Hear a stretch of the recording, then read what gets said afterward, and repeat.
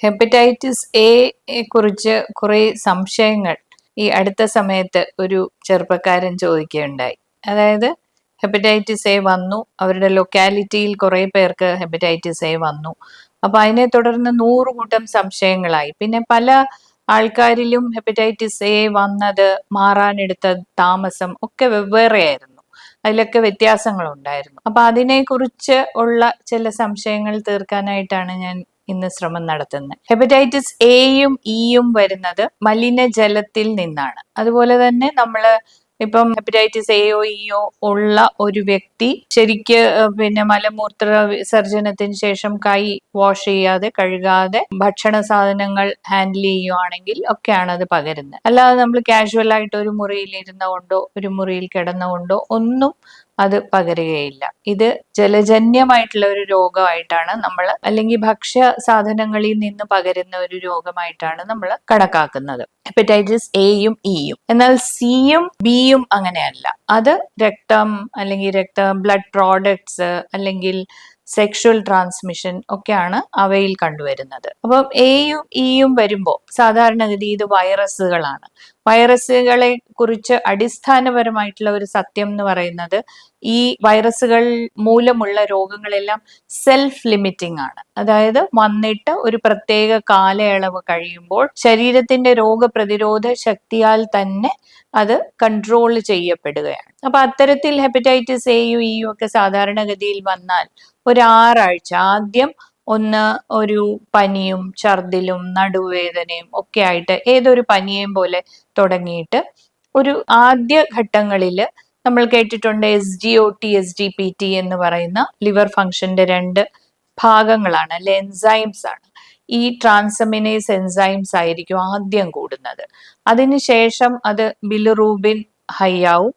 Bilirubin ഒരു പാരമ്യത്തിൽ എത്തിക്കഴിഞ്ഞ് പതിയെ അത് കുറഞ്ഞു തുടങ്ങും. ഏറ്റവും അവസാനം SGOT SGPT എന്ന് പറയുന്ന ടെസ്റ്റ് ആയിരിക്കും കുറയുന്നത്. അപ്പൊ ഇത്തരത്തിലാണ് ഈ രോഗത്തിന്റെ ഒരു പ്രയാണം. അപ്പൊ നമ്മള് ചിലപ്പോൾ ഈ SGOT SGPT ഒക്കെ 50-ൽ താഴെ നിൽക്കേണ്ടത് 1000-ലൊക്കെ എത്തിന്ന് വരാം. അതുപോലെ ബിലിറൂബിൻ ഒരു 11-15 വരെയൊക്കെ എത്തിന്ന് വരാം. അപ്പോഴൊക്കെ ഒരുപാട് പരിഭ്രമം ആളുകളിൽ ഉണ്ടാകുന്നതായിട്ട് നമ്മൾ കാണാറുണ്ട്. ഹെപ്പറ്റൈറ്റിസ് എയും ഇയും, പ്രത്യേകിച്ച് എ, സാധാരണ ഒരു ആരോഗ്യമുള്ള ഒരു വ്യക്തിക്ക് വന്ന് മാറുക തന്നെയാണ് ചെയ്യാറ്. അതിലൊരിക്കലും വലിയ സീക്വല് അല്ലെങ്കിൽ ഒരു അനന്തര ഫലങ്ങൾ അല്ലെ ഭവിഷ്യത്തുകൾ ഉണ്ടാകാറില്ല. പക്ഷെ നേരത്തെ മദ്യപാനമുള്ള വ്യക്തികളിൽ അല്ലെങ്കിൽ കരൾ രോഗബാധ ഉള്ള വ്യക്തികളിലൊക്കെ ഒരു പക്ഷെ ഈ രോഗം കടുക്കാം. അല്ലെങ്കിൽ ഗർഭിണികളിൽ, തീരെ ചെറിയ കുഞ്ഞുങ്ങളിലൊക്കെ ഇത് കടുത്തു എന്ന് വരാം. പക്ഷെ സാധാരണഗതിയിൽ ഇത് വന്ന് വലിയ പ്രശ്നങ്ങളൊന്നും കൂടാതെ ലിവറിന് പെർമനന്റ് ആയിട്ടുള്ള ഒരു കേടുപാടൊന്നും സൃഷ്ടിക്കാതെ മാറുകയാണ് അതിന്റെ പതിവ്. പിന്നെ ഇതിനെ കുറിച്ച് ഉള്ള വേറൊരു മിഥ്യാധാരണ എന്ന് പറയുന്നത്, ഒന്ന് കൊടും പഥ്യം. അത് വന്ന ഉടനെ എല്ലാ ആഹാരങ്ങളും പാടെ നിർത്തും, ഉപ്പും നിർത്തും. പക്ഷെ ഇത്തരത്തിൽ ഉപ്പ് നിർത്തുമ്പോൾ നമ്മുടെ ശരീരത്തിന് അമിതമായ ക്ഷീണം ഉണ്ടാവുകയും ലവണങ്ങളുടെ കുറവുണ്ടാവുകയാണ് ചെയ്യുന്നത്.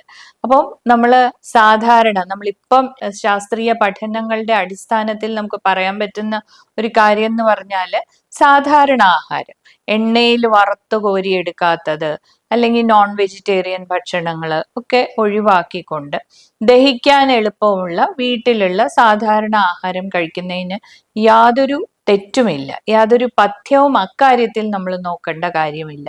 ഉപ്പ് ഉപയോഗിക്കാമെന്ന് തന്നെയല്ല, ഉപയോഗിക്കുക തന്നെ ചെയ്യണം.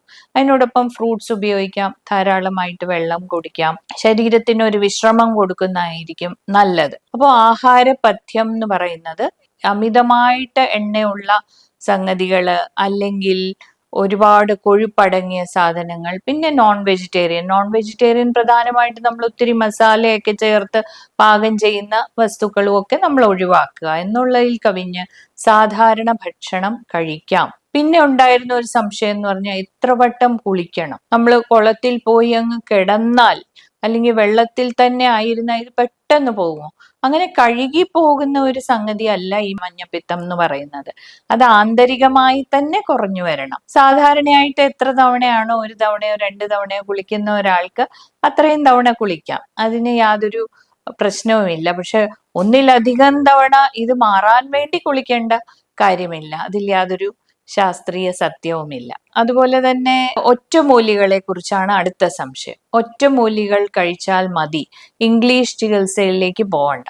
സത്യം പറഞ്ഞാൽ ഒരു ചികിത്സയും ആവശ്യമില്ല ഹെപ്പറ്റൈറ്റിസ് എക്ക്. അത് സാധാരണഗതിയിൽ വന്ന് ഒരു വലിയ രോഗമൊന്നും ഇല്ലാത്ത ഒരു വ്യക്തിയിൽ വളരെ സാധാരണഗതിയിൽ തന്നെ 6 ആഴ്ച കൊണ്ട് മാറാനാണ് സാധ്യത.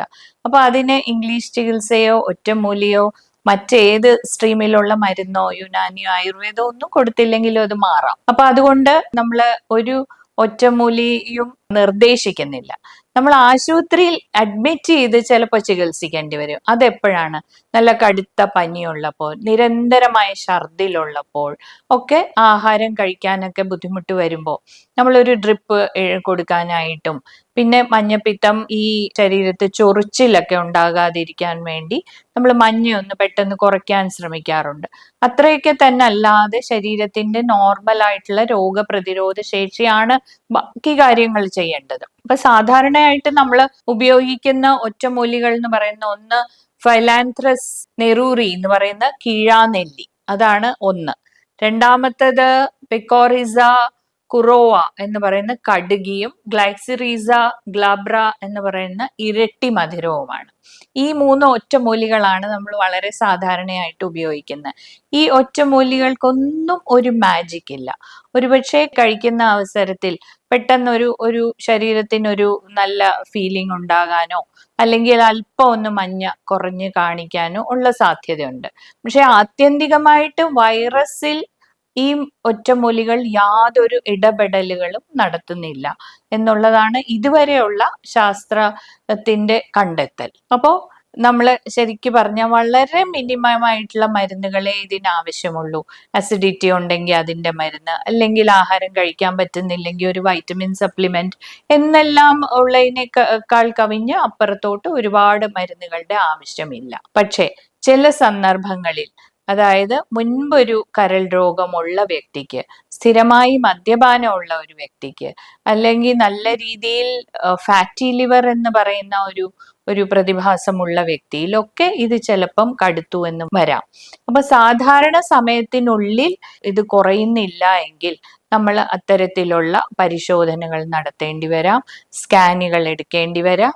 ഇതൊക്കെ ഒരു കൃത്യമായ ഒരു മെഡിക്കൽ നിർദ്ദേശത്തിൽ ചെയ്യേണ്ട കാര്യമാണ്. അപ്പൊ ബൈ ആൻഡ് ലാർജ് നമ്മൾ പൊതു രീതിയിൽ എടുത്താൽ ഹെപ്പറ്റൈറ്റിസ് എ എന്ന് പറയുന്നത് വളരെ ഗൗരവമുള്ളത് തന്നെ, പക്ഷെ സീരിയസ് ആവുകയും വലിയ പ്രശ്നങ്ങൾ രോഗിയിൽ സൃഷ്ടിക്കുകയും ചെയ്യാത്ത ഒരു വൈറൽ രോഗമാണ്. പക്ഷേ നമ്മൾ ശ്രദ്ധിക്കേണ്ടത്, ഇപ്പൊ ഒരു വീട്ടിൽ വന്നു, അയൽവാസിയുടെ വീട്ടിൽ വന്നു, മൂന്നാമത്തെ വീട്ടിൽ വന്നു. അപ്പൊ നമ്മൾ അതിൽ നിന്ന് മനസ്സിലാക്കേണ്ട എന്താണ്? ഏതോ ഒരു മലിനമായ ജലസ്രോതസ് ആ ഭാഗത്ത് ഉണ്ട്, അല്ലെങ്കിൽ ഏതോ ഒരു മലിനമായ ഭക്ഷണം ഇവരെല്ലാം കഴിക്കാൻ ഇടയായിട്ടുണ്ട്.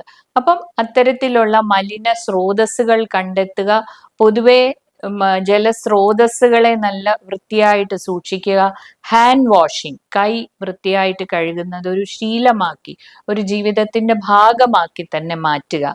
ഈ കാര്യങ്ങളിൽ നിന്ന് ഒരു പരിധിവരെ നമുക്ക് ഹെപ്പറ്റൈറ്റിസ് എ തടയാൻ സാധിക്കും. വന്നാൽ ഒട്ടും പാനിക് ചെയ്യേണ്ടതില്ല, അല്ലെങ്കിൽ പേടിക്കേണ്ടതില്ല, പരിഭ്രമിക്കേണ്ടതില്ല. അത് സെൽഫ് ലിമിറ്റിംഗ് ആയിട്ട്, അല്ലെങ്കിൽ തന്നെത്താൻ സ്വന്തം രോഗപ്രതിരോധ ശേഷി കൊണ്ട് തന്നെ സുഖപ്പെടുന്ന ഒരു രോഗമാണ്.